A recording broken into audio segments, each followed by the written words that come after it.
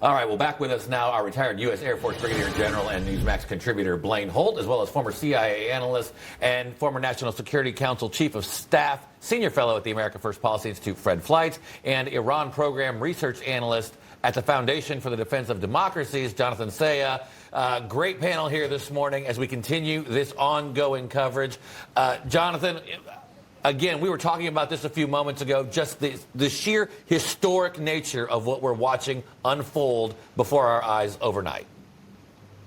As you pointed out, this is truly unprecedented, and it is historic. I don't even think comparing it to the Berlin Wall even suffices at this point. It is probably going to be more transformative.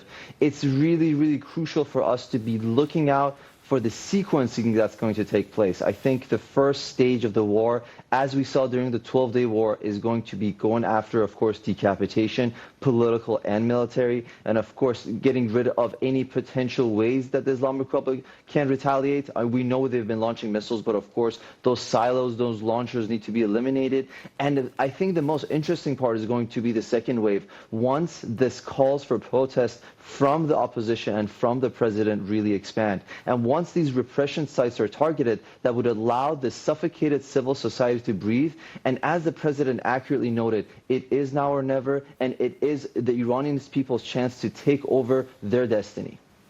Yeah, Fred, I'll bring you back in here as well as we think about the future of the people of Iran and those, that have been taking to the streets for weeks now.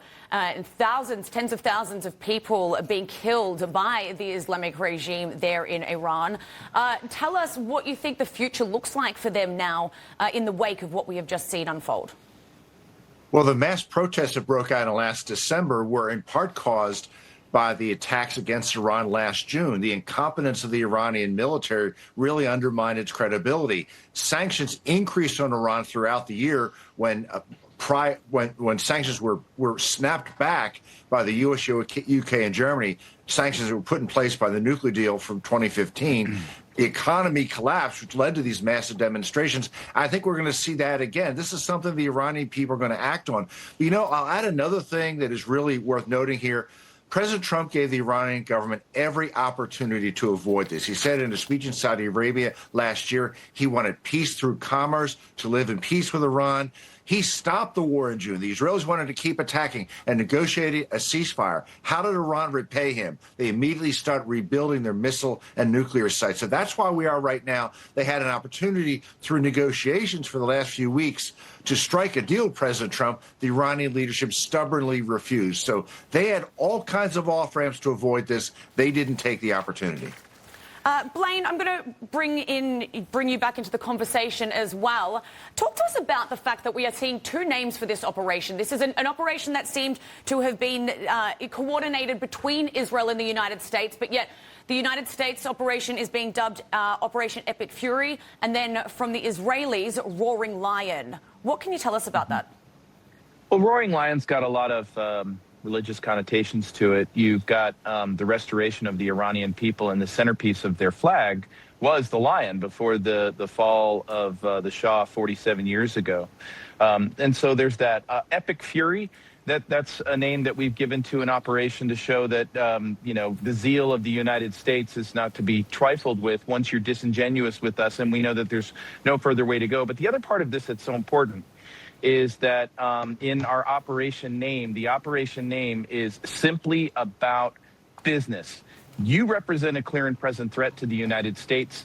Whatever your religion is, whatever your ideology is, whatever your dogma is, that is immaterial. If you threaten our country, our people here at home, or our allies, we will take action against you. It will be unemotional. We will take that action, and we will eliminate these targets like we do so well, like we're trained so well to do. So this is the nature of why Epic Fury doesn't have some sort of historical connotation or something like that. It's simply about you are a threat.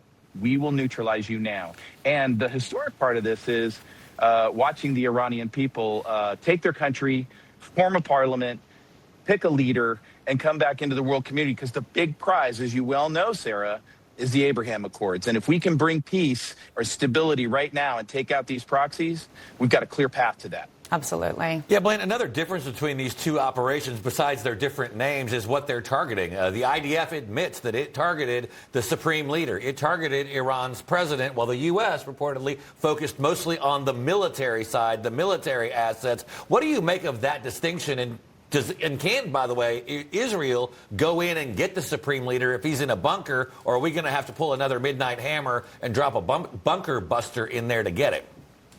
You know, enough bombs will mess up any kind of structure whatsoever. It's just, you're going to be able to dig him out of there. But the bigger thing is, look, the U.S. Air Force and the Navy working together, it's a perfect role for us. We have what we call Warden's Rings, and you learn this in War College. It's the 5 rings that matter the most in an air campaign, and so we just go about our business doing that. What does that mean? Outer ring, take care of the air defenses, nullify their ability to shoot back. Next ring, go ahead and start working on their logistics, take out their communications, don't let them talk to anybody. Next ring, go ahead and take out power structures, grid, and all that, and keep working yourself way in until all that's left is that center point regime, and there's nothing left for them, and then the Iranian people can go mop up for themselves. Yeah, Jonathan, I'll just get you to respond to that as well, what we heard there from Blaine, paving the way for the Iranians to go in there and take back their country. What do you say to that? Absolutely, but there are different pillars to that we need to keep in mind. On one hand, Iranian people for now have been unarmed. The civic movement that has been going on, even though we cannot necessarily characterize it as peaceful because there's a lot of resentment, it is still unarmed. So for that to really change, we need to see what happened during 1979. And that's when the people actually, once they started occupying local police headquarters, local military establishments, that's when they were able to arm themselves and move on. But what we do know about the Islamic Republic's brutality is that as soon as there is an external conflict, the first thing that they do is to deploy repression forces onto the streets. And we know what these forces are capable of.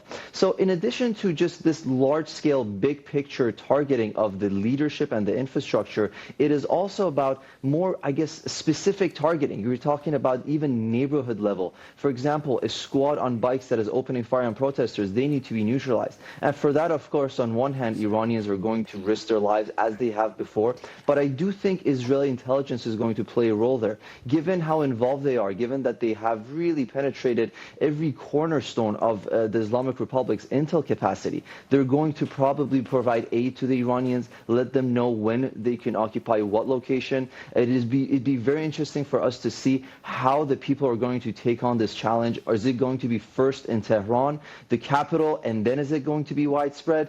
But what we do know right now, and I actually tried to contact folks on the ground, the internet is a bit out, but you can still maybe make contact, is that we see them rejoice. So the momentum is there. They're seeing this as a victory, but they do know that they are the ones that need to finish this job. Yeah, Jonathan, and while you were speaking there, we actually got our first look from Israel at some of the video of the actual attacks happening and the damage that they caused. I'm also seeing some first satellite imagery coming in of the compound. We're working to get that verified. But Fred, now that we are through the first early hours of this is when we're going to actually start to see the video and the surveillance and the aftermath. What will you be looking for when we're looking at these kinds of videos and images? Well, I'm very curious to see what facilities that the Israelis are striking to take out the Iranian leadership. I'm seeing reports on the internet that the Israelis have been very successful in taking out quite a few Iranian leaders, but I'd like to see how they did that, how substantial it is.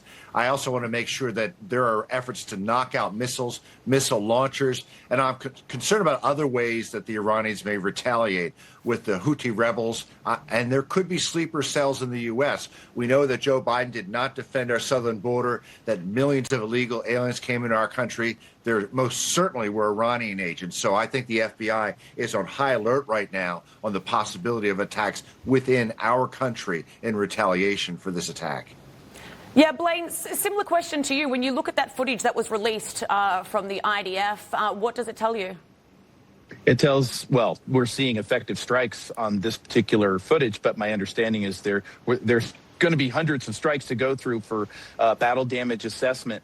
But what you can get while you're waiting on the battle damage assessment to come in to guide your next wave, what you're going to hit next, it's really the communications and the signals that we're going to be listening for after this wave, who can talk to who? How are they talking to each other? What means are they using? And that's very informative because it'll give you a good picture about what really got nailed in addition to the visuals. So the visuals are important.